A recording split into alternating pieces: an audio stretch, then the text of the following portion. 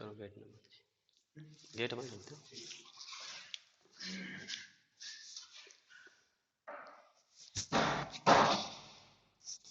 नमस्कार बच्चों। हमारा टॉपिक रासायनिक अभिक्रिया एवं रासायनिक समीकरण जारी है। पिछली वीडियो में हमने स्टडी किया था कि रासायनिक अभिक्रिया क्या होती है, जिसमें आपने सीखा था कि किसी पदार्थ है, कोई ज़्यादा पदार्थ हो, उनकी संरचना में परिवर्तन देखते हैं तो हम कहते हैं कि रासायनिक अभिक्रिया हो रही है। उसके बाद आपने पढ़ा था कि रासायनिक अभिक्रिया जब होती है तो आपको कैसे पता चलता है या आप कैसे अनुमान लगाते हैं कि कोई रासायनिक अभिक्रिया हो रही है। तो उसमें आपने 5-6 बातें देखी होगी कि तापमान में परिवर्तन हो, कोई ध्वनि उत्पन्न हो, कोई गैस निकल रही हो, कोई गंध आ रही हो, कोई पदार्थ का टेस्ट बदल रहा हो, कोई रंग बदल रहा हो। तो ऐसी कुछ घटनाएं थी जिनसे आपको अनुमान होता है या अनुभव होता है कि रासायनिक अभिक्रिया हो रही है। उसके बाद हमने पढ़ा था अभिकारक और उत्पाद। अभिकारक और उत्पाद, अभिकारक थे जिनसे रासायनिक अभिक्रिया आरंभ होती है, और उत्पाद जो रासायनिक अभिक्रिया के परिणाम स्वरूप जो पदार्थ बनते हैं या जो भी तत्व योगी से जो भी बनेगा वो हमारा उत्पाद होगा। फिर हमने देखा कि रासायनिक अभिक्रिया को हमने सूत्रों या संकेतों के रूप में जब लिखा तो उसका नाम रासायनिक समीकरण दिया गया। और रासायनिक समीकरण हमारे 2 प्रकार की आई थी, एक कंकाली आई थी और एक संतुलित। कंकाली में जो दोनों और तत्व हैं, योगी तत्व हैं, परमाणु हैं, अभिकारकों में उत्पादों में बराबर नहीं होते।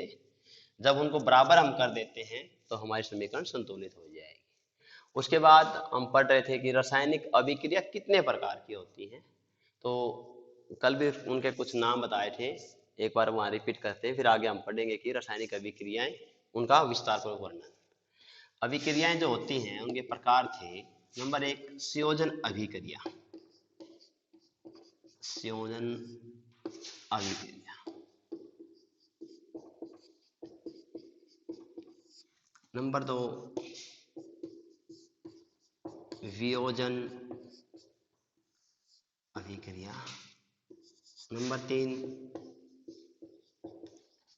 विस्थापन अभिक्रिया। नंबर 4 द्विविस्थापन अभिक्रिया। नंबर 5 ऊष्माशोषी अभिक्रिया। नंबर 6 ऊष्माक्षेपी अभिक्रिया। नंबर 7 उपचयन अभिक्रिया।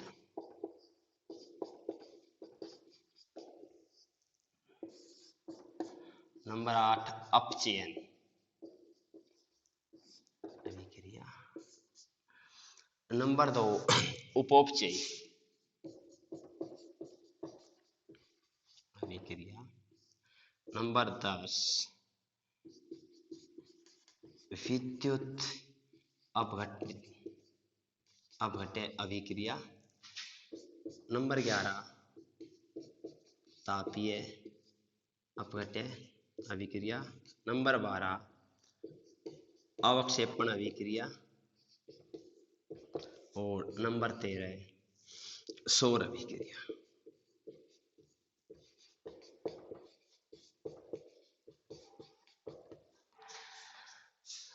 अब हम प्रत्येक क्रिया का विस्तार पूर्वक वर्णन करेंगे। ये अभिक्रियाएं जिस तरह लिखी है हमने, इनके दो के आपस में पेयर हैं, संयोजन और वियोजन, विस्थापन द्विविस्थापन, ऊष्माशोषी ऊष्माक्षेपी, उपचयन और अपचयन, विद्युत और तापीय। बाकी हम अलग अलग करेंगे। संयोजन अभिक्रिया को बोलते हैं हम कॉम्बिनेशन रिएक्शन, और वियोजन को बोलते हैं हम डीकंपोजिशन रिएक्शन। विस्थापन होती है डिस्प्लेसमेंट रिएक्शन, द्विविस्थापन होता है डबल डिस्प्लेसमेंट रिएक्शन।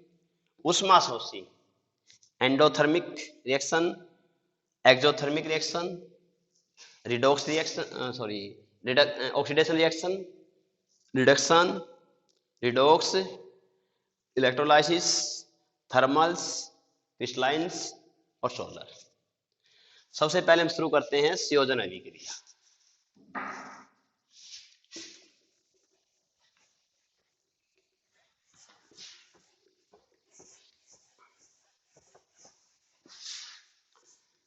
जैसे आप जानते हैं कि जो रासायनिक अभिक्रिया है उसमें क्या है, उसमें जो अभिकारक होते हैं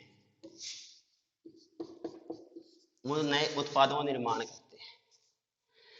एक ऐसी अभिक्रिया जिसमें दो या दो से अधिक अभिकारक, दो या दो से अधिक अभिकारक मिलकर या संयोग करके, संयोग करना, संयोजन करना, मिल जाना करके उत्पाद का निर्माण करते हैं।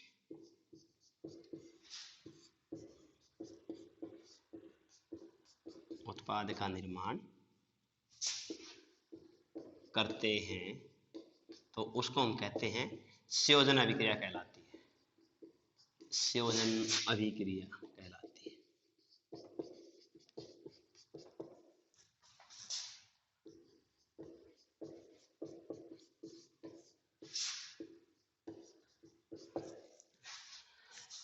एज एग्जाम्पल देखिए,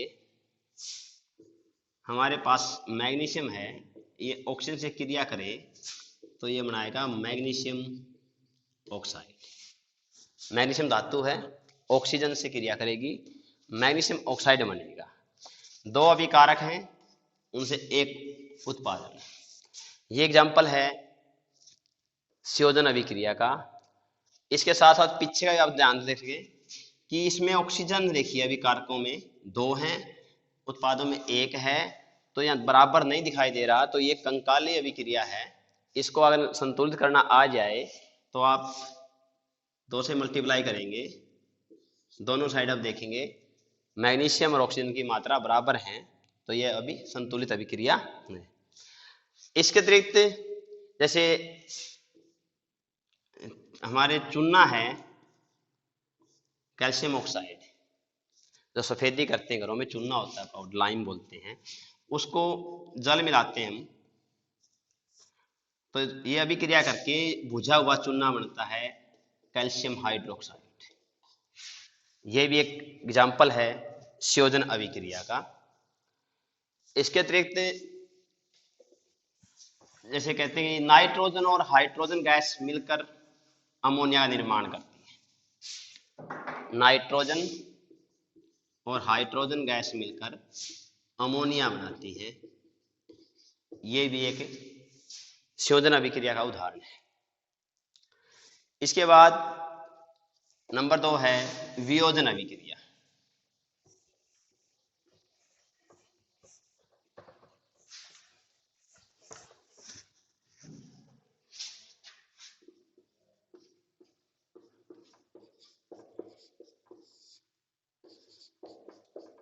वियोजन अभिक्रिया,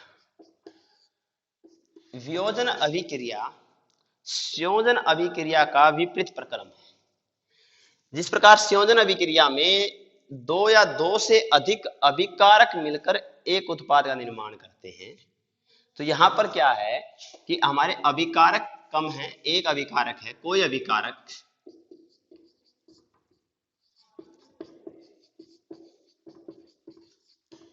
दो या दो से अधिक, दो या दो से अधिक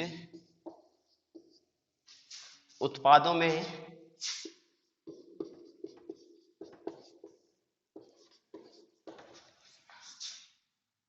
परिवर्तित होता है या टूटता है,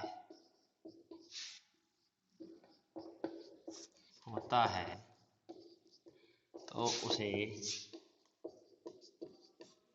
वियोजन अभिक्रिया कहा जाता है।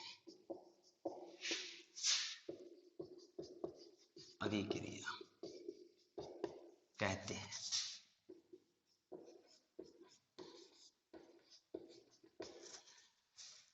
यानी कोई भी एक पदार्थ है वो दो भागों में या दो से अधिक भागों में टूट जाए, कई उत्पाद बनाए, तो ऐसा प्रक्रम हमारा वियोजन अभिक्रिया है, डीकम्पोजिशन रिएक्शन है।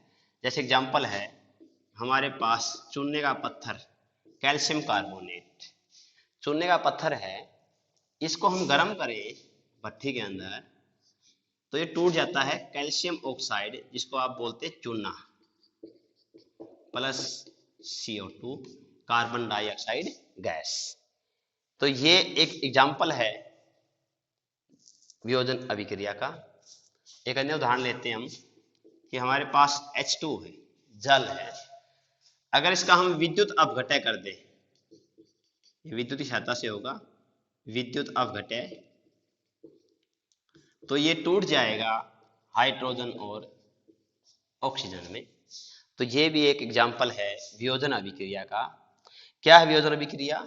वह प्रक्रम है, वह प्रक्रिया है जिसमें कोई भी अभिकारक दो या दो से अधिक उत्पादों में वियोजित हो जाता है, टूट जाता है, परिवर्तित हो जाता है, तो उसको हम वियोजन अभिक्रिया कहते हैं।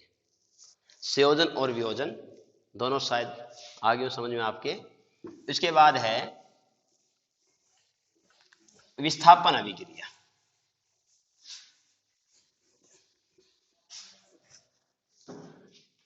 नंबर 3 है विस्थापन अभिक्रिया। देखिए जैसे अभिक्रिया है उसमें अभिकारक हैं उत्पादों में परिवर्तित होते हैं। कोई भी अभिकारक लें हम, जैसे हमारे पास एक जिंक है, एक अम्ल है H2SO4 सल्फ्यूरिक अम्ल है, ये दोनों को कंबाइन कराएं तो दो नए प्रोडक्ट बनाएंगे, उत्पाद बनाएंगे।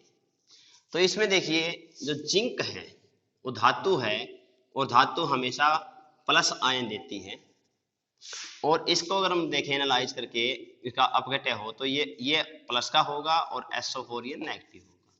जब ये रिएक्शन होगा तो इसका ये आयन इसको डिस्प्लेस करेगा, H2 को बाहर निकालेगा और यहां खुद आएगा, तो क्या हो गया zinc sulphate plus hydrogen gas. तो इस अभिक्रिया में जिंक ने इस अम्ल में से हाइड्रोजन गैस को विस्थापित कर दिया, तो ये अभिक्रिया विस्थापन है। कैसी अभिक्रिया? वह अभिक्रिया जिसमें कोई एक अभिकारक दूसरे अभिकारक के आयनों को विस्थापित कर देता है। जब कोई अभिकारक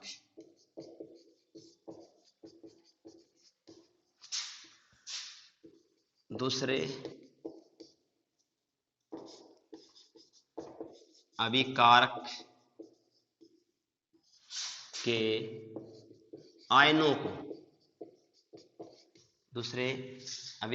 के आयनों को परिवर्तित या विस्थापित कर देता है,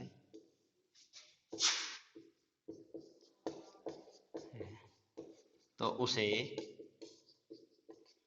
विस्थापन अभिक्रिया कहते हैं।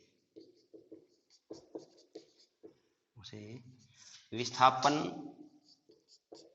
अभिक्रिया कहते हैं।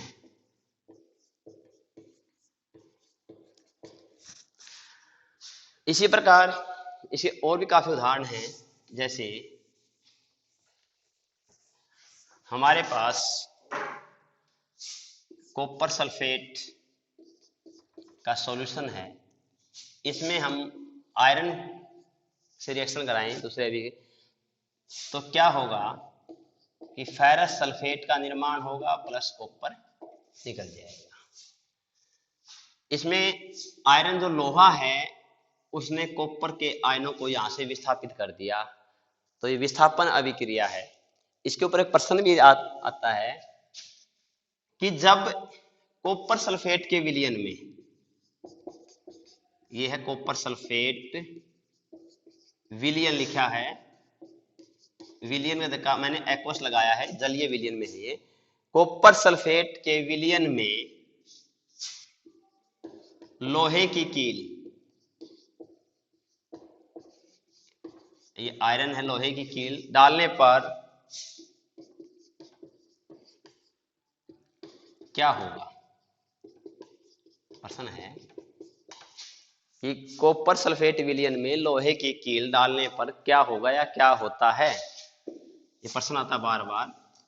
देखिए, जो कॉपर सल्फेट है ये ब्लू कलर होता है इसका, लाइट ब्लू। तो जो हमारे पास कॉपर सल्फेट का सॉल्यूशन है एक्वस, इसका कलर वायलेट कह सकते हैं आप, या लाइट ब्लू है, ये कलर है। जैसे ही इसमें आयरन की, लोहे की कील डालते हैं, आयरन नेल, ये मेटल है, जो आयरन है वो कॉपर से ज्यादा रिएक्टिव है, मोस्ट रिएक्टिव है इससे। तो जो ज्यादा रिएक्टिव है, ज्यादा क्रियाशील है, वो अपने से कम क्रियाशील को विस्थापित करेगा। तो ये सॉल्यूशन जब बना हमारा फेरस सल्फेट और प्लस कॉपर, अब इसका जो कलर था वायलेट या हल्का नीला कहें, वो कॉपर के कारण था, और इस सॉल्यूशन से कॉपर को विस्थापित कर दिया। तो इसका वायलेट कलर जाता रहा, वहां पर लोहा, आयरन ने उसका आयरन को अपनी जगह ले लिया है कि कॉपर के आयन को बाहर निकाल दिया और अपने आप को स्थापित कर लिया। तो इस सॉल्यूशन में अब जो कलर आएगा वो किसके प्रेजेंस के कारण आएगा? लोहे के कारण। और इसका हल्का भूरा कह सकते हैं, हल्का हरा, जो लाइट ग्रीन है वो कलर आपको इसमें दिखाई देगा। तो क्या है, जब कॉपर सल्फेट के विलयन में लोहे की कील डालने से क्या होता है? तो आंसर है कि कॉपर सल्फेट के विलयन में लोहे की कील डालने पर लोहा अधिक क्रियाशीलता के कारण विलयन में से कॉपर को विस्थापित कर देता है, जिससे उसका नीला रंग परिवर्तित होकर हरा हो जाता है।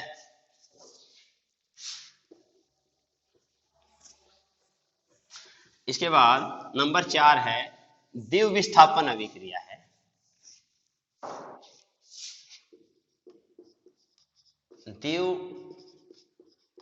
द्विविस्थापन अभिक्रिया,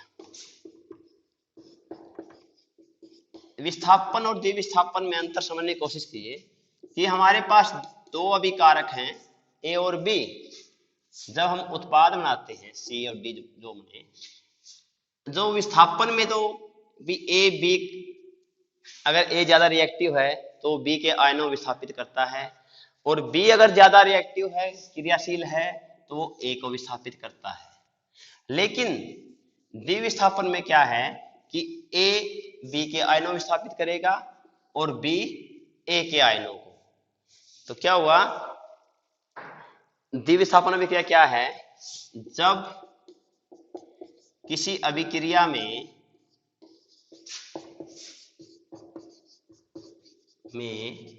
अभिकारक एक दूसरे के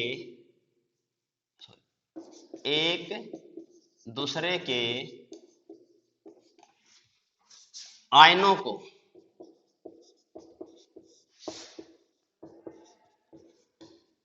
विस्थापित कर देते हैं,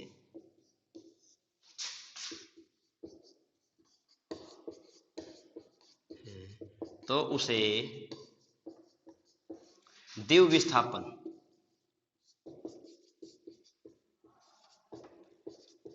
अभिक्रिया कहते हैं।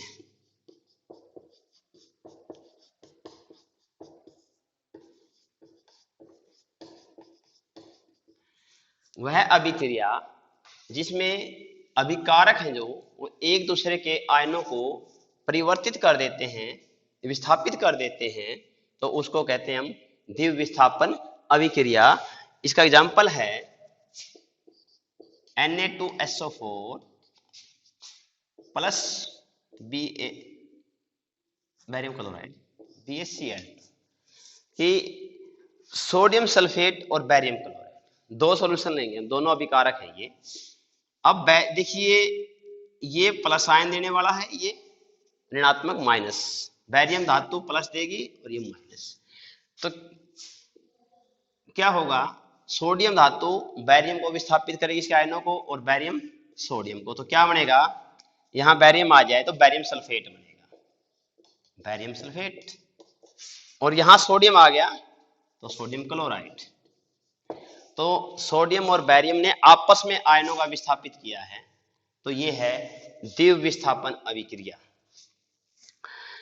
इसके बाद जैसे कॉपर सल्फेट है हमारा और प्लस सोडियम हाइड्रोक्साइड, इसमें कॉपर धातु है प्लस आयन देगी, इसमें सोडियम धातु प्लस आयन, ये माइनस, ये आयन एक दूसरे को विस्थापित करेंगे, क्या बनेगा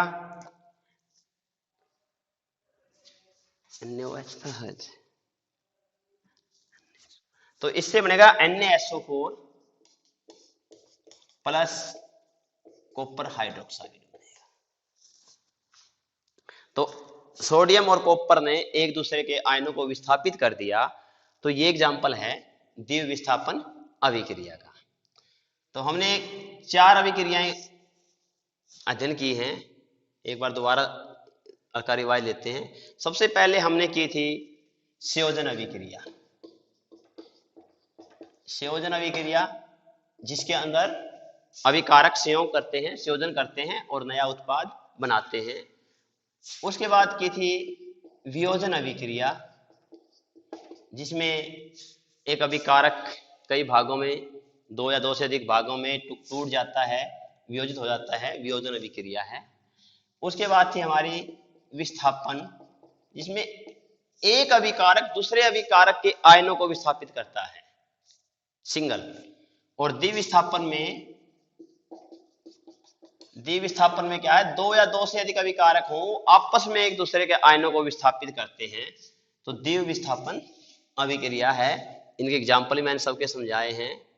इसके बाद आगे हमारी क्रियाएं हैं जो वो हैं ऊष्मा शोषी अभिक्रिया है, ऊष्मा अक्षेपी है, ऑक्सीकरण होगा और रिडॉक्स रिएक्शन होगी। जो बाकी अभिक्रियाएं हैं वो हम नेक्स्ट वीडियो में करेंगे। आज के लिए इतना ही काफी है। Thank you.